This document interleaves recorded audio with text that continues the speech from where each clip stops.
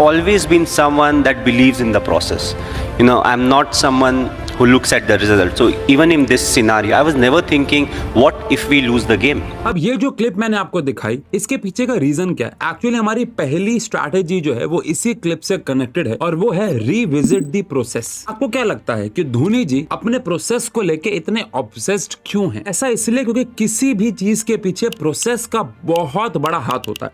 अगर प्रोसेस ही गलत निकल जाए तो आउटपुट तो ऑब्वियस सी बात है गलत निकलेगा ही निकलेगा। अब आप सोच रहे हो कि बैकलॉग्स का इससे क्या लेना देना है? देखो, आपके बैकलॉग्स क्रिएट हुए ही इसलिए हैं क्योंकि आपका प्रोसेस ही गलत है। अगर आपने इस गड़बड़ को फाइंड आउट कर लिया तो आधी प्रॉब्लम तो यहीं पे सॉल्व हो जाती है। इसीलिए एक पेन और पेपर लो और अभी लिखो कि आपको बैकलॉग क्रिएट हुआ क्यों है, क्या मिस्टेक्स आपने करी हैं और क्या क्या डिस्ट्रैक्शंस हुए जिसकी वजह से बैकलॉग क्रिएट हुआ है। एग्जांपल के तौर पे अगर आपने लिखा है कि आपको बैकलॉग क्यों हुआ है क्योंकि आपको चीजें समझ में नहीं आई हैं, तो आपको प्रोसेस को समझने का तरीका बदलना होगा। कोई बड़ी बात नहीं हो सकता टीचर बदलना पड़े, कोई बड़ी बात नहीं हो सकता आपको किताब बदलनी पड़े, कोई बड़ी बात नहीं हो सकता आपको पढ़ने का टाइम बदलना पड़े, लेकिन आपको प्रोसेस चेंज